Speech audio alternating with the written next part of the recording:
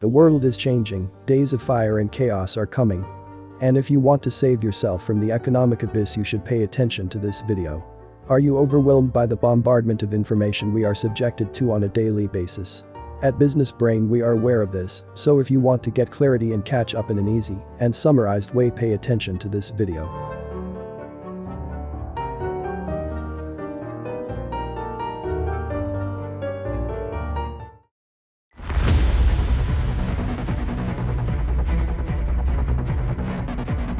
We have talked in past videos about the energy crisis, about rising prices, and today we are going to talk about energy, but we are going to take a different approach. We're going to take a longer term approach. What's in store for the next few decades?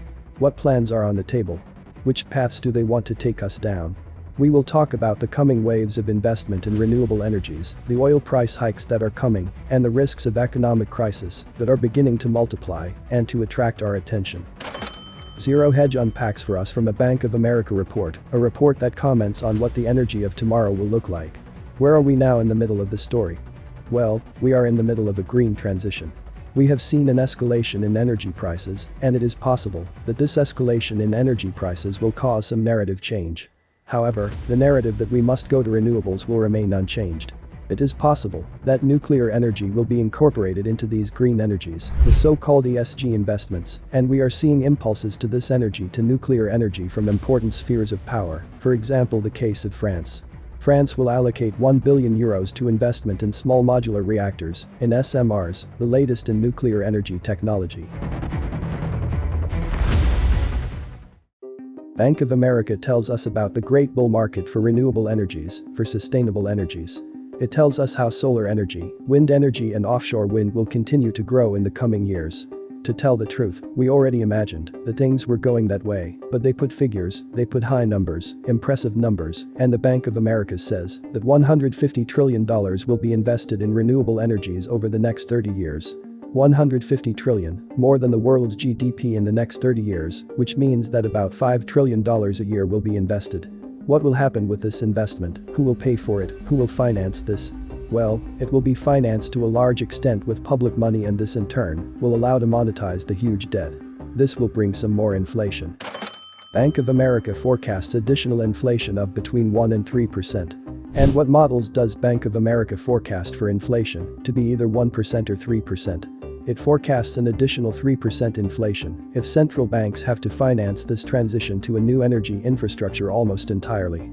However, if the most successful PPP models are met, additional inflation levels will be 1%. In addition, they issue a nickel and lithium deficit warning for the year 2024. In that year they comment that we are going to have a significant deficit of these two resources necessary for the electric car.